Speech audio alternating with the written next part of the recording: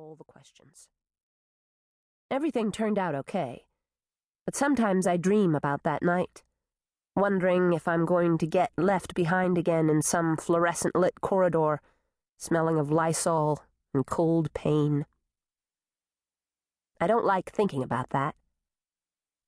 I settled further into the pillow, watching the owls fluffing, each feather edged with cold moonlight. My eyes drifted closed. Warm darkness swallowed me, and when the alarm clock went off, it was morning. Weak winter sunshine spilling through the window and making a square on the brown carpet. I'd thrashed out of the covers and was about to freeze my ass off. Dad hadn't turned the heater up. It took a good 20 minutes in the shower before I felt anything close to awake. Or human.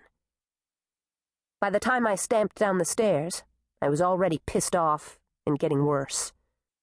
My favorite jeans weren't clean, and I had a zit the size of Mount Pinatubo on my temple under a hank of dishwater brown hair. I opted for a gray t-shirt and a red hoodie, a pair of combat boots, and no makeup. Why bother, right? I wasn't going to be here long enough for anyone to care. My bag smacked the floor. Last night's dishes still crouched in the sink. Dad was at the kitchen table, his shoulders hunched over the tray as he loaded clips, each bullet making a little clicking sound. "Hi, sweetheart." I snorted, snagging the orange juice and opening the carton, taking a long, cold draught. I wiped my mouth and belched musically. "Ladylike." His bloodshot blue eyes didn't rise from the clip, and I knew what that meant. "Going out tonight?" That's what I said.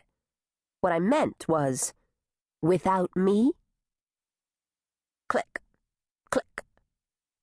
He set the full clip aside and started on the next. The bullets glinted, silver-coated. He must have been up all night with that, making them and loading them. "I won't be home for dinner. Order a pizza or something." Which meant he was going somewhere more dangerous, not just kinda dangerous.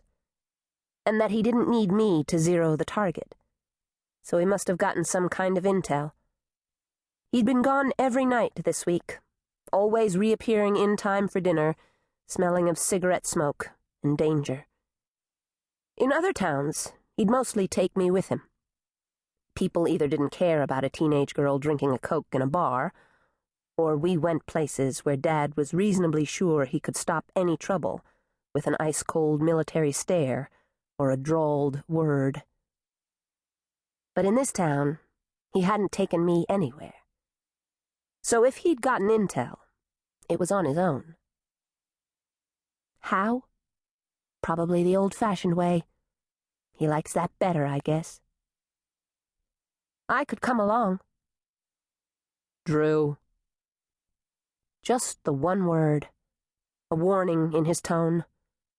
Mom's silver locket glittered at his throat, winking in the morning light. "You might need me. I can carry the ammo." "And tell you when something's invisible in the corner, looking at you." I heard the stubborn whine in my voice and belched again to cover it. A nice, sonorous one that all but rattled the window looking out onto the scrubby backyard with its dilapidated swing set. There was a box of dishes sitting in front of the cabinets next to the stove. I suppressed the urge to kick at it. Mom's cookie jar, the one shaped like a fat, grinning black-and-white cow, was next to the sink, the first thing unpacked in every new house.